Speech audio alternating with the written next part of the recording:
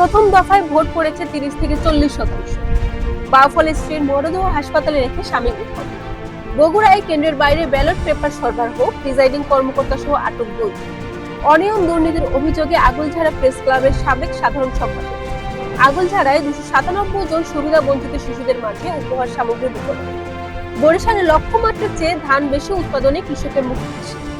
60 টাকা বাড়িয়ে ডলারের নতুন দাম নির্ধারণ। আরো 4-5 দিন বৃষ্টি হবে, আবহাওয়া অধিদপ্তর।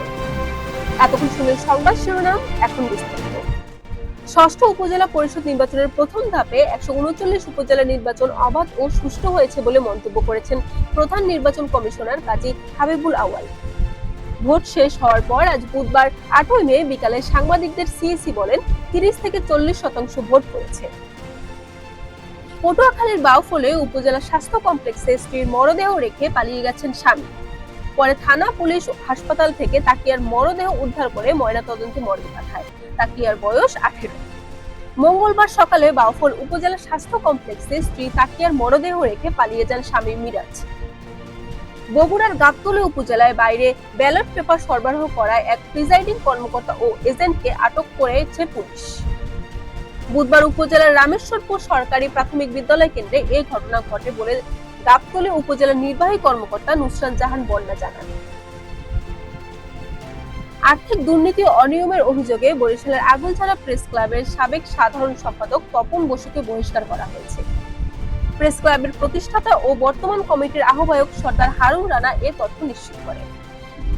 বরিশালের আগুলঝাড়ায় বেসরকারি উন্নয়ন সংস্থা চার্চ অব বাংলাদেশের অঙ্গ সংগঠন মধ্য ও দক্ষিণ বাংলাদেশ শিশু উন্নয়ন প্রকল্প রাহুতপাড়া এর আয়োজনে 297 জন সুবিধা বঞ্চিত শিশুদের মাঝে পোশাক, স্বাস্থ্য সুরক্ষা সামগ্রী ও শিক্ষা উপকরণ বিতরণ করা হয়েছে। বরিশালের আগুলঝাড়ায় চলতি ইরি বোরো মৌসুমে লক্ষ্যমাত্রার চেয়ে 3180 মেট্রিক টন ধান বেশি উৎপাদনে কৃষকের মুখে হাসি ফুটে উঠেছে। ডলারের অফিসিয়াল মূল্য 60 টাকা বাড়িয়ে 110 থেকে 117 টাকা নির্ধারণ করেছে বাংলাদেশ ব্যাংক। বুধবার 8 মে ব্যাংকগুলোকে 117 টাকা মার্কিন ডলার ক্রয় বিক্রয় অনুমতি দিয়ে প্রজ্ঞাপন জারি করেছে কেন্দ্রীয় ব্যাংক। আগামী 72 ঘন্টায় সারা দেশে কালবৈশাখী ঝড়, শিলাবৃষ্টি ও বজ্রপাত হতে পারে বলে সতর্কতা জারি করেছে আবহাওয়া অফিস।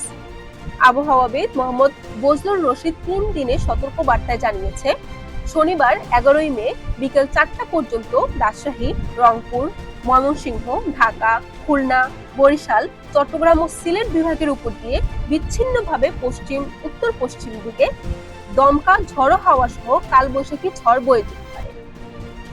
বরিশাল নিউজ।